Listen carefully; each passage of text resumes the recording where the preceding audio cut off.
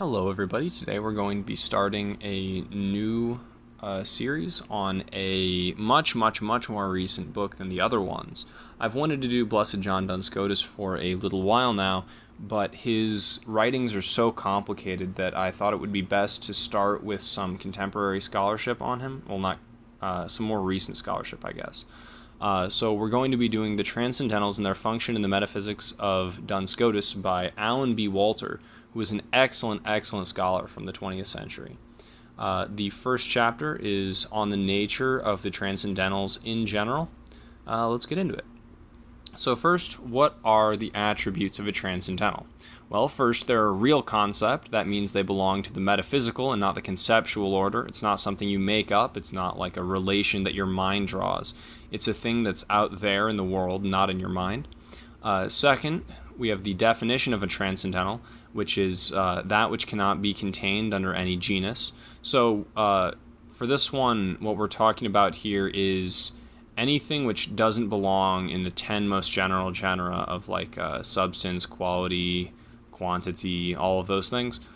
So anything which is more common, which exists in any area that isn't those or above those in some way, that is a transcendental. And then finally we have the question, are they coextensive with being? The classic enumeration of the transcendentals, like one, unity, good, true, those are coextensive with being, but John Duns Scotus is going to expand our conception a little bit here. So now we've got the division of the transcendentals. Scotus recognizes 4 different kinds of transcendentals. One is being, that is the first transcendental. This is prior to all of the other ones. Then we have the coextensive attributes such as unity, truth, and goodness. Everything that has being has unity, truth, and goodness. Then we have the third member, the disjunctive attributes, which are infinite, finite, substance, accident, or necessary or contingent. There are others, but they're not enumerated here. These are attributes which, if you take both of them together, then they're transcendental. So infinite, finite, everything that exists is either infinite or it's finite.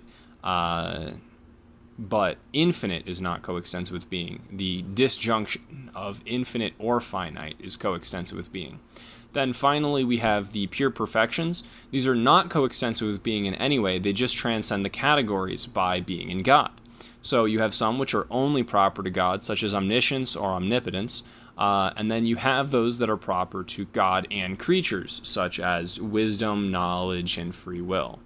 Then finally, we've got univocity in the transcendentals. The transcendentals are univocal concepts. Things that are good in the same way. They're good. Good has one meaning.